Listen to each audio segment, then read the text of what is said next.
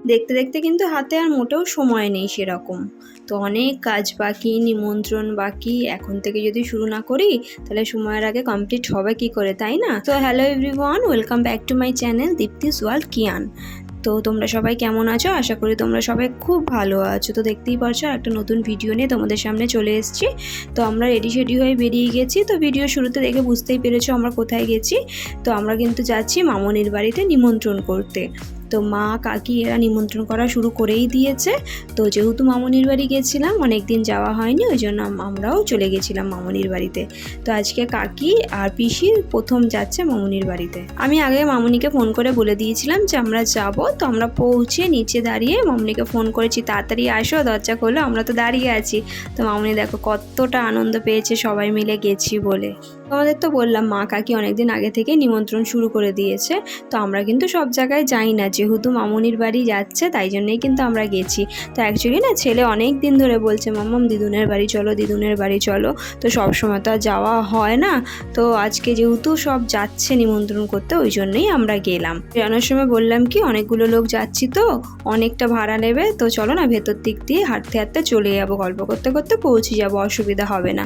তো কাকি কিছুতেই হাঁটতে পারবে না, তো ওই জন্য বললো এখন তো চলো আগে টোটোয় করে, বাড়ি আসার সময় দেখা যাবে তখন।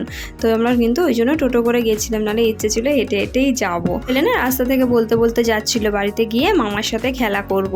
তো ভাইকে ফোন করেছিলাম, তো ভাই বললো আমি তো পড়তে যাবো, খেলবো আর কইটুকুনি। তো যাই হোক আমরা গিয়ে দেখছি তখনও বাড়িতে আছে, তো ওই জন্য ভাইকে ডাকলাম, তো একটুই খেললো। তো দেখো ওই যে কি সুন্দরভাবে দাঁড়িয়েছিল না, ভিডিওটা কিন্তু ছেলে করেছে, যে বলছে দাঁড়াও দাঁড়াও আমি একটু ভিডিও করে নিই।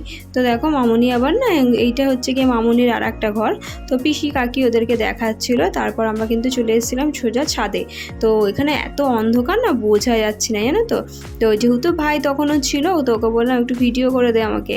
আর ছেলেকে দেখো ফাঁকা জায়গা পেয়েছে, এ মাথা মতো তো দৌড়েই যাচ্ছে, টানাটানি করছে, এই করছে, মানে আনন্দে এটা। তো না মামনির ছাদে না ক্যাকটাস গাছ আছে।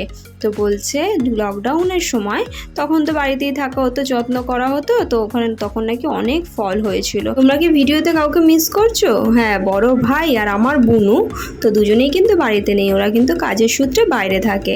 তো ভাই আর মামনি ছিল বাড়িতে। উনি কি করছিল বলো তো? মামনি না ছোট্ট ছোট্ট যে ডালগুলো আছে ওগুলো ভেঙে দিচ্ছিল, কাকি বলেছিল গাছের কথা, ওই জন্য।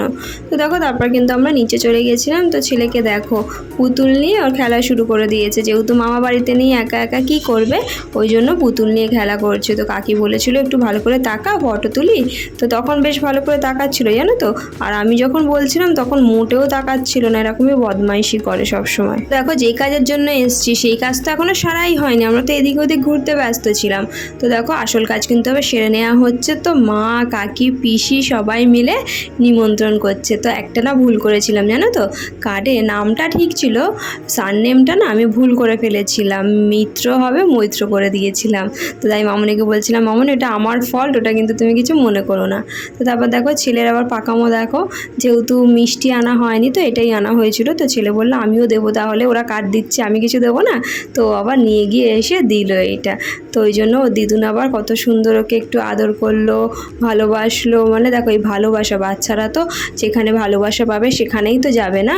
তো এত ভালোবাসে বলেই কিন্তু খালি দুদিন অন্তরই বলে যে দিদুনের বাড়ি যাব, দিদুনের বাড়ি যাব। তো দেখো এবার কিন্তু খাওয়ার পালা শুরু। তো শুরু হয়েছে মিষ্টি দিয়ে।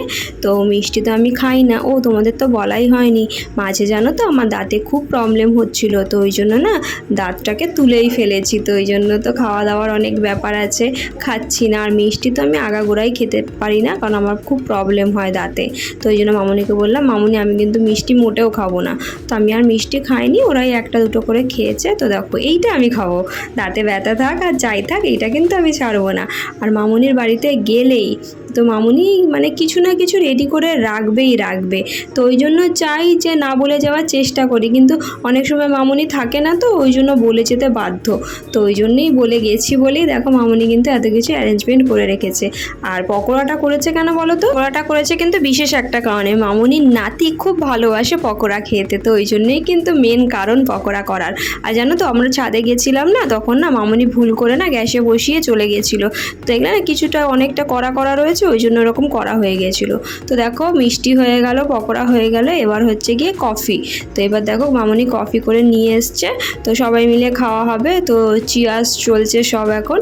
তো ছেলেও যেহেতু ধরতে পারছে না বলে না, ছেলে আবার মায়ের হাতটা ধরে রেখেছে। আজকে সন্ধ্যেটা কিন্তু বেশ ভালোই কাটলো, তো বুনু থাকলে না আর একটু বেশি ভালো কাটতো।